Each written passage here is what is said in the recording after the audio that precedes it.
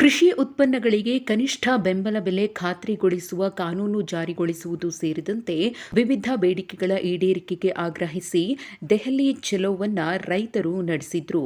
ಇದೀಗ ರೈತರ ದೆಹಲಿ ಚಲೋ ಹೋರಾಟ ಫೆಬ್ರವರಿ 29ರವರೆಗೆ ಸ್ಥಗಿತಗೊಂಡಿದೆ. ಇನ್ನು ಈ ಹೋರಾಟದಲ್ಲಿ ಭಾಗಿಯಾಗಿದ್ದ 4 ರೈತರು ಕೂಡ ಸಾವನ್ನಪ್ಪಿದ್ದಾರೆ. ಇನ್ನು ದೆಹಲಿಯಲ್ಲಿ ಹೋರಾಟದಲ್ಲಿ ಭಾಗಿಯಾಗಿದ್ದಂತಹ ರೈತರ ಬಗ್ಗೆ ಉತ್ತರ ಕನ್ನಡ ಜಿಲ್ಲೆಯ ಸಂಸದ ಅನಂತಕುಮಾರ್ ಹೆಗಡೆಯವರು ಕಿಡಿಕಾರಿದ್ದಾರೆ. ದೆಹಲಿಯಲ್ಲಿ ಪ್ರತಿಭಟನೆ ಮಾಡ್ತಾ ಇರುವವರು ದೇಶದ್ರೋಹಿಗಳು, ಅವರು ರೈತರೇ ಅಲ್ಲ ಅಂದಿದ್ದಾರೆ ಅನಂತಕುಮಾರ್ ಹೆಗಡೆ.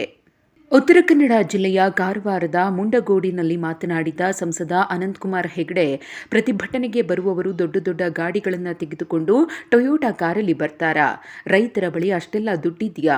ಪ್ರತಿಭಟನೆ ಮಾಡ್ತಾ ಇರುವವರು ರೈತರಿಯಲ್ಲ, ಇದು ರೈತರ ಹೋರಾಟ ಅಲ್ಲ, ದೇಶದ್ರೋಹಿಗಳ ಹೋರಾಟ ಎಂದಿದ್ದಾರೆ. ಖಲಿಸ್ತಾನಿಗಳ ಹೋರಾಟ, ರೈತರ ಹೆಸರಿಟ್ಕೊಂಡಿದ್ದಾರೆ ಅಂತ ವಾಗ್ದಾಳಿ ನಡೆಸಿದ್ದಾರೆ. ಅಷ್ಟು ಮಾತ್ರವಲ್ಲ, ಅವರಿಗೆ ಬೇರೆ ದೇಶದವರು ಹಣ ನೀಡುತ್ತಿದ್ದಾರೆ ಅನ್ನೋ ಗಂಭೀರ ಆರೋಪವನ್ನು ಕೂಡ ಸಂಸದ ಅನಂತಕುಮಾರ್ ಹೆಗಡೆ ಮಾಡಿದ್ದಾರೆ.